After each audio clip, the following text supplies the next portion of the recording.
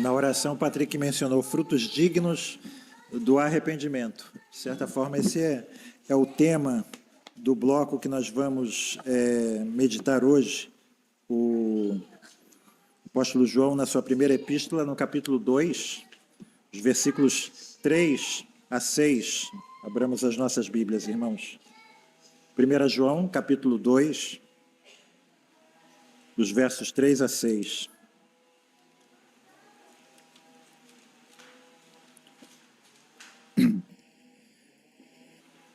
Diz o texto: e nisto sabemos que o conhecemos, se guardarmos os seus mandamentos. Aquele que diz, eu conheço-o e não guarda os seus mandamentos, é mentiroso e nele não está a verdade. Mas qualquer que guarda a sua palavra, o amor de Deus está nele verdadeiramente aperfeiçoado. Nisto conhecemos que estamos nele.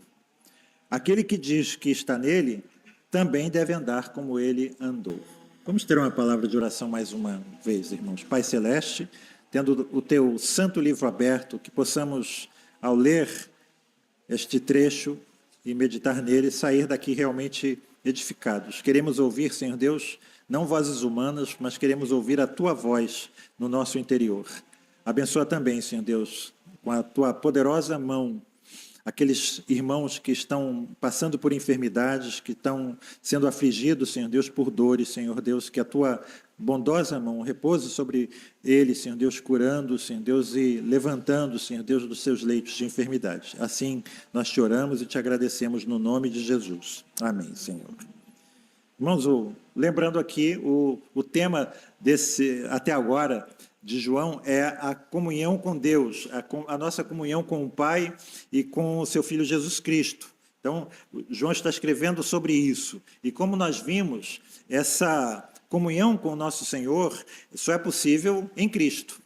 Então, é através da obra perfeita de Cristo que nós temos essa comunhão. João nos mostrou isso com muita clareza. E conforme nós avançamos na nossa caminhada com Deus, no caminho da santificação, no caminho do desenvolvimento da nossa salvação, nós estamos sendo salvos. Embora nós possamos cair em pecado, nós não ficamos numa posição de desamparo. João nos mostrou que até mesmo quando acontece isso na nossa vida, a obra expiatória de Cristo trata desses aspectos também das nossas quedas. Jesus está como nosso advogado junto ao Pai, intercedendo por nós. Não é? Ele está apresentando o nosso caso ao juiz, e por isso nós podemos ter absoluta certeza de que nós somos aceitos por Deus. E nós sabemos também, aprendemos que esse juiz não é um juiz que tem má vontade de ouvir o advogado. Ele mesmo constituiu o advogado para que ele nos defenda. Né? Então, esse é o ensino básico, principal de João. É o alicerce, digamos assim, sobre tudo aquilo que ele vai dizer na sequência da sua carta até o último capítulo. Então, tendo tratado disso, João passa aqui a expor aqui uma questão prática, várias questões práticas, começa com essa aqui. Então, o que nós precisamos ter em vista é que a vida cristã, irmãos, é vida. Não é somente intelectualidade, não é somente consentimento intelectual a uma certa doutrina, assentimento mental a uma certa doutrina. Embora também seja isso, embora parta disso, mas se nós ficarmos somente no assentimento intelectual, algo muito importante nos falta. Então, nos versículos 3 a 6, João está tratando de um desses assuntos. E é interessante que quando ele faz isso, ele vai introduzir aqui algumas palavras que são muito características dele, de João, no estilo de João. Se você for estudar a Bíblia mais detalhadamente, você vai perceber que cada escritor bíblico tem as suas palavras características. Isso é um dos aspectos da doutrina da inspiração da Bíblia. Né? Nós dizemos que ela não é uma inspiração mecânica. Isso quer dizer que Deus não pegou o braço do autor da Bíblia e, como se fosse uma marionete, ele escreveu usando o braço do autor. Não foi em termos espíritas, né? Não foi uma psicografia. Ele não foi tomado e perdeu os seus sentidos e alguém que estava no seu corpo começou a escrever por ele. Não é isso, né? Deus não ditou mecanicamente, palavra por palavra, né? A homens que perderam o domínio de si. Então, isso quer dizer que a personalidade de cada autor aparece nos textos, né? E uma das palavras muito favoritas, muito queridas por João, aparece aqui, que é o verbo saber. Nós sabemos, sabemos. Existe algo que nós sabemos, né? Ela aparece aqui 13 vezes nessa primeira epístola e 46 vezes no Evangelho de João.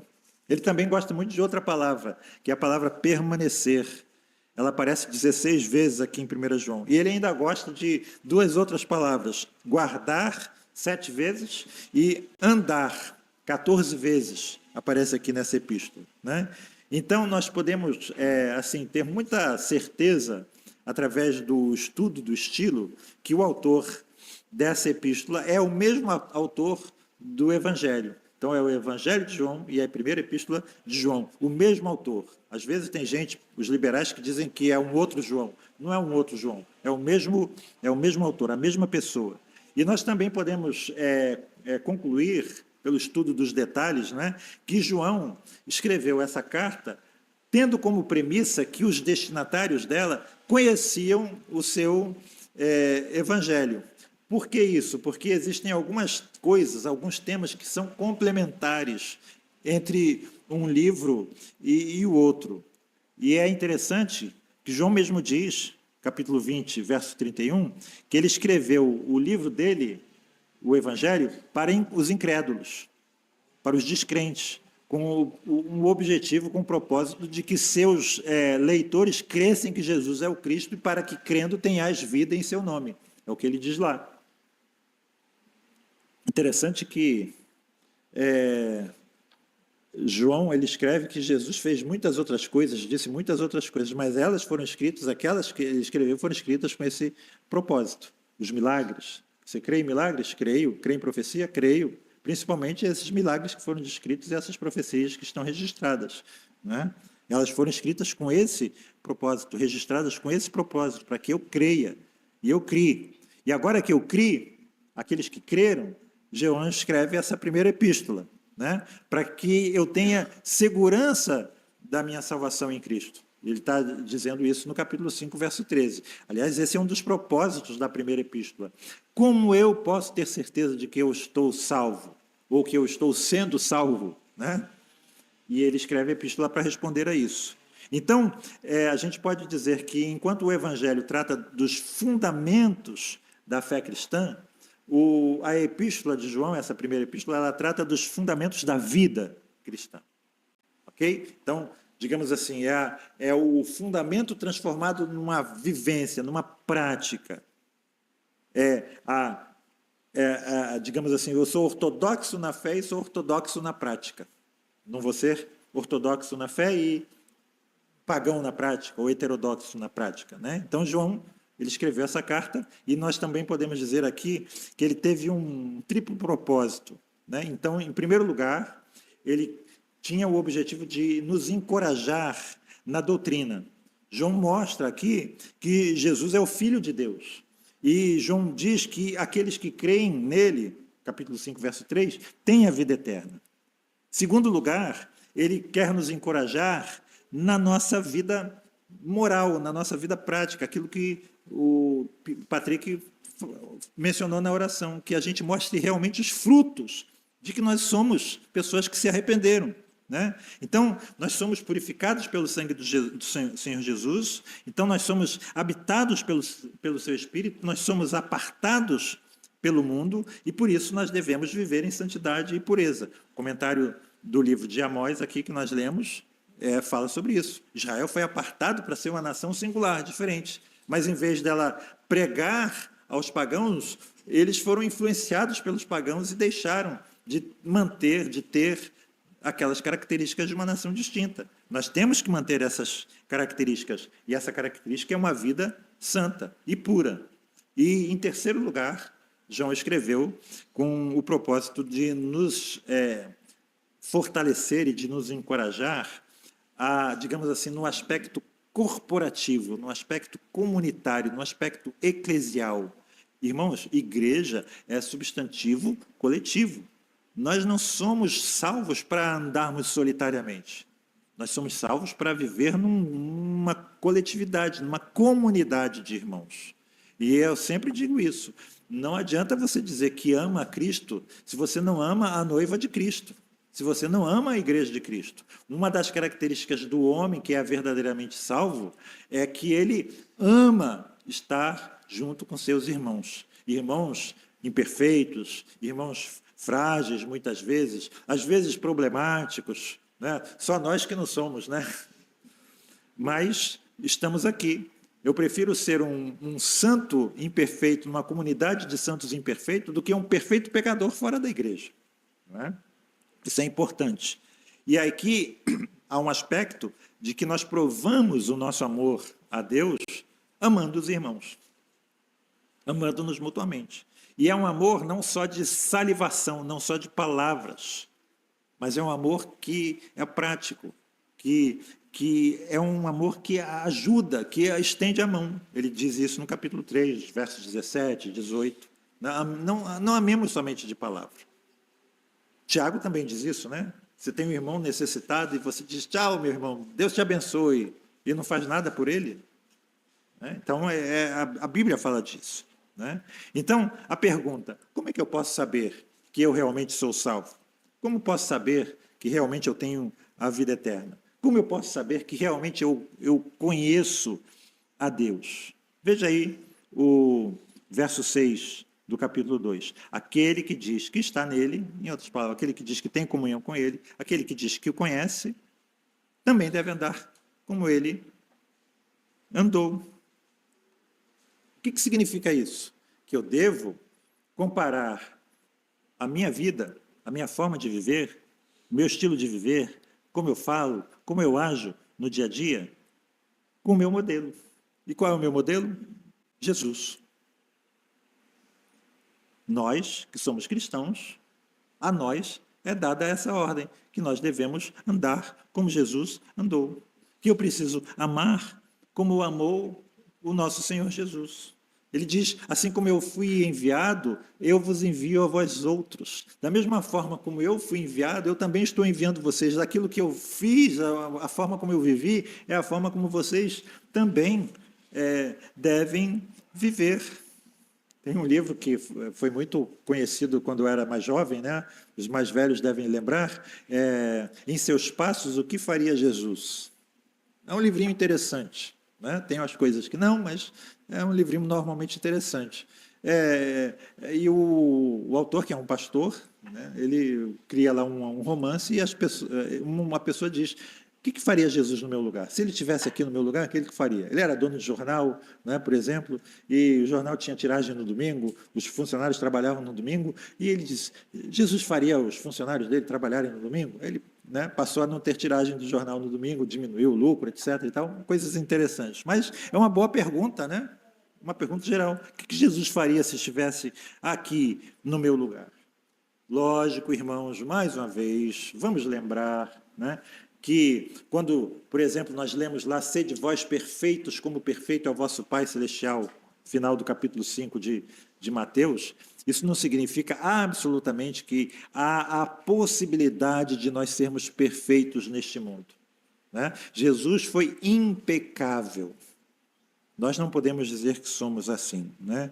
Mas eu preciso que você lembre, mais uma vez, aquilo que eu disse na semana passada. Nós temos um sumo sacerdote compreensivo. Nós precisamos lembrar disso. Eu preciso lembrar disso. Quantas vezes eu me envergonho de coisas que eu digo? Né? Quantas vezes eu me envergonho de certas atitudes, de certas coisas? Mas eu sei que eu tenho um sumo sacerdote compreensivo. Ele conhece a minha fragilidade, ele sabe do que sou feito. Né? O Salmo 103, ele sabe da minha estrutura, ele sabe que eu sou o quê? Pó. Não é isso? Eu sou pó. Ele sabe disso.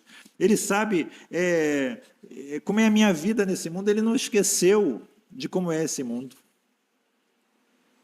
E Ele sabe como nós vivemos num mundo difícil, né? Por isso, Ele mesmo inspirou, moveu o apóstolo João a escrever, né? Que saber isso nos dá essa bendita esperança, irmãos, de que nem morte, nem vida, né? Nem o presente, nem o futuro, nem qualquer poder, nem altura, nem profundidade, nem qualquer outra coisa na criação de Deus pode nos separar do amor do Pai que está em Jesus, nosso Senhor. Precisamos lembrar disso, né? Então, esse era o conforto, por exemplo, do apóstolo Paulo. Lembram quando ele, preso lá no final da vida dele, talvez assim, já gasto, alquebrado, com o corpo marcado pelos apedrejamentos, pelos açoites, pelos naufrágios, pelas fomes, um homem gasto, né? Preso lá esperando a execução. O que ele disse? Eu vou ler aqui na linguagem de hoje. Eu estou sofrendo, mas eu ainda tenho muita confiança, pois sei em quem tenho crido, e estou bem certo de que Ele é poderoso para guardar o que eu lhe confiei até aquele dia, o dia em que Paulo estará com ele, pessoalmente. Uma vez eu vi uma frase que eu achei muito interessante. Não existe nada melhor, irmãos, nesta vida, do que você estar no centro, dentro da vontade de Deus. E aí o autor diz assim, mas existe algo melhor, que é você estar na própria presença de Deus. É o que Paulo almejava, estar na própria presença de Deus. É o que nós cantamos, né? A vinda eu anseio do meu Salvador. Em breve virá me levar ao céu, onde eu vou para sempre morar com Jesus. Não é? A gente não canta pensando na vinda escatológica dele. Em breve ele vai me pegar, vai me buscar, né? Talvez a gente possa comparar, né, aquele homem que tinha bens em abundância e ele teve uma colheita abundante, os silos dele não davam para guardar tudo. O que eu vou fazer? Vou construir silos maiores e vou dizer à minha alma, né? Come, bebe, regala-te, tens em depósito muitos bens. E Jesus diz, mas esse homem é o quê? Louco, louco. Hoje mesmo pedirão a tua alma. E o que tens depositado, para quem será? Né? Então, tem gente que pensa na sua vida somente nesse mundo. Nós pensamos na continuidade, no mundo por vir. Então, voltando aqui para o texto. Quem João diz que nós conhecemos? O Senhor Jesus. Reparem que ele não está dizendo que nós devemos conhecer ou saber os fatos sobre a vida de Jesus, né? Nós sabemos sobre o nascimento virginal de Jesus, nós sabemos que ele nasceu em Belém, nós sabemos que ele era um carpinteiro, nós lemos sobre os milagres de Jesus, todos nós temos conhecimento dessas coisas. Hoje, essa semana, o Celso estava conversando comigo, que ele estava conversando com uma pessoa aí, que ele não sabia de nada sobre isso, é uma coisa espantosa, né? E eu, não sei se viu, tem um pastor brasileiro na Inglaterra, ele tem uma página no Instagram, e ele diz que a Inglaterra está assim. Tem gente que não sabe quem é Moisés, quem é Pedro, quem é Paulo. Imagina, quem é Maria. A Inglaterra, pós-pagã. E ele diz assim, 95% dos ingleses não sabe, não conhece. São totalmente analfabetos nesse sentido. Eu me lembrei de uma piadinha, né, que eu acho que tem um grande fundo de verdade. O sujeito estava num hotel e estava chovendo muito, ele diz assim, poxa, uma chuva parece que vai ser um dilúvio igual nos tempos de Moisés. Aí o garçom, esse eu não conheço não, eu não estou lendo jornal, faz tempo que eu não leio jornal, né? Coisas assim.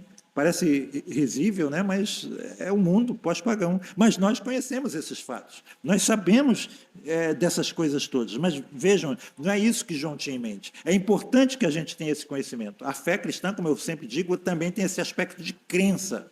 Nós precisamos crer em certas coisas, conhecê-las e crê-las, né? Mas aqui João está usando essa palavra saber, nós sabemos, como um conhecimento mais pessoal, mais íntimo, mais direto, mais imediato. Em outras palavras, se eu posso traduzir aqui, João, é um conhecimento, eu tenho esses fatos, né? Eu conheço esses fatos, como João mesmo escreveu o Evangelho. Eu escrevi essas coisas para que vocês saibam, mas para que vocês saibam, vocês creiam e entreguem a sua vida a Jesus. É um conhecimento que transforma a minha vida. É um conhecimento que muda algo dentro de mim. É isso que João está querendo dizer. É um conhecimento que vai me tornar diferente do que eu era. Nós não cantamos isso? Diferente hoje é o meu coração? Por quê? Porque eu conheci algo que mudou, que transformou a minha vida. Eu sou melhor do que eu era. Quando eu olho para trás, eu posso ver que alguma coisa realmente mudou. Por isso que eu já alertei os irmãos, né? Que a gente não pode cantar porque tudo que há em mim necessita... Obrigado, estou precisando. Necessita ser mudado. Alguma coisa precisa ser mudada. Lembra do meu amigo Arídio. Água que não mata a sede.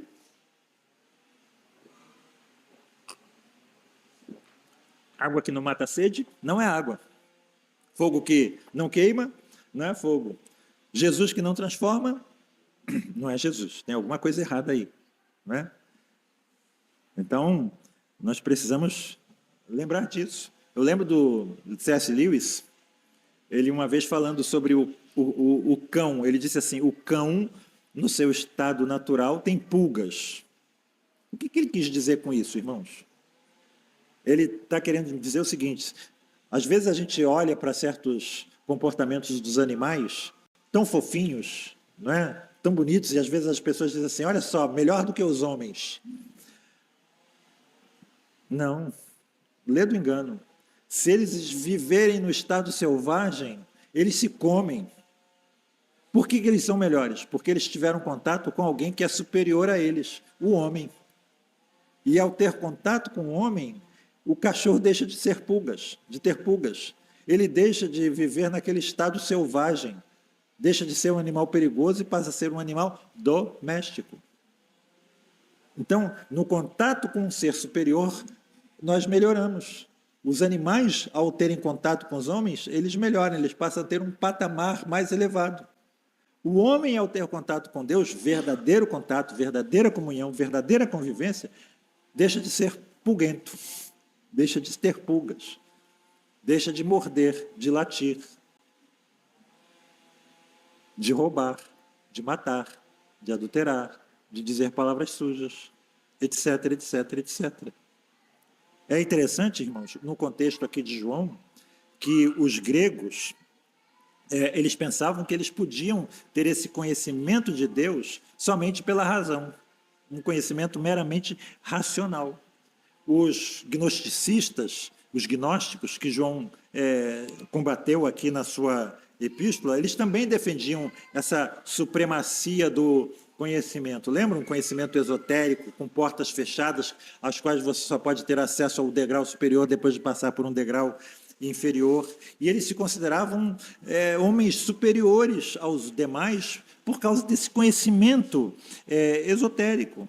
Eles viam a si mesmos como uma casta espiritual superior aos meros mortais. Né? E para os gregos, então, irmãos, o caminho para Deus é meramente o intelecto. Notem que Paulo, ele quando escreveu aos Coríntios, ele no capítulo 8, 1 Coríntios verso 1, ele diz que o conhecimento ensoberbece, mas o amor edifica. É exatamente sobre esse aspecto que Paulo está falando. Ele era um homem muito culto, tinha muito conhecimento. Ele não estava desprezando o conhecimento, mas ele estava desprezando aqueles que pensam que podem conhecer a Deus somente pelo intelecto, sem submissão a Deus. Então, isso é verdade. Há uma satisfação intelectual no cristianismo, na nossa fé. Quantas vezes a gente acaba o culto aqui e fica 1 hora discutindo teologia lá fora, né? É interessante, a gente sai, fica aqui do lado, aí daqui a pouco a gente sai e fica lá fora, né? A gente vai saindo da igreja por etapas, né? Conversando sobre essas coisas. É um prazer, é uma satisfação a gente ter esse tipo de conversa, mas essa satisfação, ela deve nos conduzir a uma vida de obediência. Como João escreve aqui, viver como Jesus viveu uma vida de obediência. Tem gente que tem conhecimento, mas não tem vida. São ortodoxos de cabeça, como eu disse, mas hereges na conduta. Eu me lembro de uma pessoa do meu conhecimento, estava conversando até com o Arídio, né? E de tradição católico-romana, e ele, citando vários versículos para o Arídio parou assim e disse assim: eu vejo que você tem conhecimento. Ele era muito direto, né? Mas sabe, eu percebo que esse seu conhecimento é igual um conhecimento de catálogo telefônico. Os mais antigos, né, sabem que tinha aqueles catálogos dessa grossura, com o nome de todas as pessoas que tinham telefone fixo, né? Você abria lá, tinha todo mundo. Parecia um catálogo telefônico, está tudo catalogado, mas não transforma isso em vida. Conhecimento meramente intelectual, né? Então, nós precisamos ser obedientes na conduta. Nós também já falamos em mensagens anteriores, aqui na epístola, sobre o conhecimento de Deus por intermédio da emoção, né? Esse conhecimento por intermédio da emoção era o alvo das chamadas religiões de mistério, que eram muito comuns naquela época também. A característica dessas religiões de mistério era exatamente esse destaque que era dado a esse aspecto místico, a esse aspecto espiritual. E o objetivo, então, irmãos, dessas religiões não era conhecer a Deus, mas sentir a Deus, né? Então, isso criou uma religião, como dizem os comentaristas, uma religião, digamos, narcotizante, como se fosse uma droga, um narcótico. Elas não queriam esse conhecimento intelectual, mas queriam experiências. Não queriam saber, mas queriam sentir. A ênfase não era uma verdade objetiva, como João ele está dizendo, o que vimos, o que ouvimos, o que os nossos olhos contemplaram, as nossas mãos tocaram, eles não querem saber disso, né? Eles querem arrebatamentos, experiências místicas, emocionais. E se ele não se arrepia, é porque o culto não foi bom. Então, irmãos, nós temos aqui os gnósticos, né? E as religiões de mistério. Quem tem razão aqui? Será que o conhecimento de Deus nos é concedido meramente pelo intelecto? Ou será que o conhecimento de Deus é fruto desse conhecimento esotérico, dessas experiências místicas, né? E João está aqui negando tanto um quanto o outro. O verdadeiro conhecimento de Deus, diz João, nos é dado pela revelação que ele mesmo nos dá e é comprovado pela obediência. É isso que ele está nos dizendo aqui. Em outras palavras, a nossa obediência é a prova de que nós verdadeiramente conhecemos a Deus. E, como eu já disse, ele está dizendo que nenhum conhecimento é verdadeiro se não for um conhecimento transformador, que transforme a nossa vida. E João Stott escreveu que nenhuma experiência religiosa é verdadeiramente válida se não tiver consequências morais. Então, nós não conhecemos a Deus pelo tanto de informações que nós temos na mente, mas pelo grau de obediência que nós manifestamos na vida. É importante que a gente tenha conhecimento, mas esse conhecimento precisa indispensavelmente ser manifestado na nossa vida. As palavras da minha boca têm que ser comprovadas pelos atos da minha vida. Como diz Paulo, os seus membros devem ser oferecidos a Deus, não como membros do pecado, mas como membros de vida. A minha língua, os meus olhos, as minhas mãos, os meus pés, tudo isso.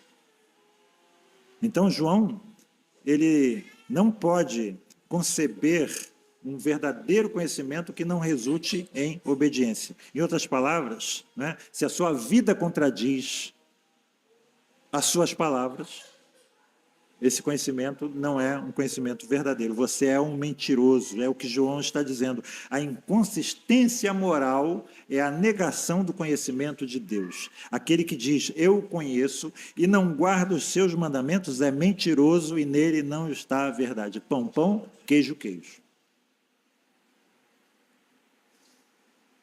pior dos enganos é esse, é o auto-engano. Você diz que é cristão, mas vive como um pagão. Tem gente assim, certo de que conhece a Deus, né? Mas são mentirosos, porque dizem uma coisa, professam uma fé, mas não vivem a fé que professam. Eu lembrei aqui do caso de uma pessoa que foi enganada. Existem muitos casos na vida, né? Já falei aqui sobre isso. Corretor de imóveis, desonesto. A pessoa foi enganada por ele, perdeu dinheiro por causa dessa desonestidade. E no WhatsApp do corretor, no status, naquela frasezinha que estava escrita assim: bem-aventurado o homem a quem o Senhor não imputa a maldade e em cujo espírito não há engano. Eu acho que é a mais pura expressão de uma pessoa que vive uma coisa e diz uma coisa e vive outra. Se eu posso aqui fazer um comentário mais político, não sei quantos viram aqui aquele tal do Guga Chakra, não sei se é Guga Chakra e outros comentaristas lá da Globo News, escandalizadíssimos, porque um presidente, o presidente dos Estados Unidos pode vir a ser um presidente que foi condenado pela justiça. Como pode uma coisa dessas, meus irmãos? Um presidente americano condenado pela justiça, um homem, um candidato, vir a ser presidente dos Estados Unidos. Ele diz, isso enfraquece a democracia. Não é? Então, é exatamente isso. Pessoas que não têm consistência, não sabem o que estão dizendo, irmãos. Né? Por isso que eu já falei aqui, né? Quando a pessoa começa a dizer, quando vai se apresentar para um serralheiro, um marceneiro, um carpinteiro, qualquer coisa, né? Eu sou crente. Não contrato. Não contrato. Normalmente, vai ter problema. Certo? Me lembro de uma colega que contratou um marceneiro crente para mexer numa mesa dela, e ele quebrou o vidro da mesa. Ela não estava presente, estava a empregada, e ele disse para a empregada, tua patroa é rica. E ela não era crente e ela sabia que eu era crente. E aí, né? E eu falei com ela, quando alguém disser para você que é crente, não contrate. Isso não é credencial. O credencial é ser um bom funcionário. Não é? E o credencial é a vida dele. O crente não lança luz sobre si, mas ele, invariavelmente, pelo comportamento dele, ele vai atrair a atenção, se for realmente um cristão. Então, irmãos, como nós podemos saber que nós estamos em Deus? E João responde essa pergunta com uma sucessão de declarações. Reparem, no verso 5, quando estamos nele. No verso 6, quando permanecemos nele. E ainda no verso 6, quando andamos como ele andou. Para terminar, resumindo o que João nos diz aqui, né? O verdadeiro amor se expressa não em linguagem sentimental, nem experiência mística, mas na obediência moral. Então, como a gente costuma às vezes dizer, né? Os carismáticos buscam muito o carisma, o poder, os dons, mas o apóstolo Paulo nos diz que a verdadeira manifestação de uma vida cristã não são os dons. A igreja de Corinto tinha muitos dons, mas era a igreja mais problemática do Novo Testamento. Então, a verdadeira manifestação de uma vida cristã não são os dons, é o fruto do Espírito. É um caráter que se amolda cada dia mais à imagem do Senhor Jesus. Essa é a verdade. Estou lembrando aqui de uma irmã querida em Cristo, que o irmão é presbítero da igreja presbiteriana, ele mora em cima, ela mora embaixo. A casa dela está toda cheia de infiltrações por causa da casa do irmão, tudo herança de pai, né? Que mora em cima. E o irmão disse, se você quiser, você que tem que consertar a minha casa. Eu estou tudo bem, minha casa está toda bonita. Então, eu não quero gastar dinheiro. Se você quiser, conserte você. E está lá, ela não tem dinheiro. São essas pequenas coisas práticas, irmão. Então, a vida cristã não é arrepio no culto. Você pode falar em línguas, não adianta. A verdadeira manifestação é uma vida, como disse o Patrick na sua oração, onde nós manifestamos os frutos de que realmente nós estamos arrependidos. Vou citar aqui um dos comentaristas, ipsis literis, que eu consultei, Warren Wiersbe. Ele diz que a nossa obediência pode ter 3 motivações. Nós obedecemos porque somos obrigados, nós obedecemos porque precisamos obedecer, ou nós obedecemos porque nós queremos obedecer. O escravo obedece porque é obrigado, do contrário vai ser castigado. O empregado obedece porque precisa.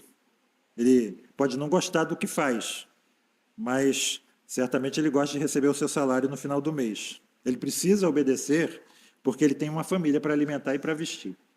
Mas o cristão deve obedecer ao seu Pai celestial porque quer, porque ele tem um relacionamento de amor com Deus. E Jesus nos disse, João 14,15, se me amais, guardareis os meus mandamentos. Eu me lembro de um grande amigo, um pastor, que foi visitar uma menina, uma moça, que estava afastada da igreja. Mãe, por favor, vá lá falar com ela. E ele foi na casa dela, e ela disse assim, pastor, eu não estou indo à igreja, mas eu amo a Cristo. E foi o versículo que ele disse, aquele que tem os meus mandamentos e os guarda, esse é o que me ama. Que Deus nos abençoe. Amém.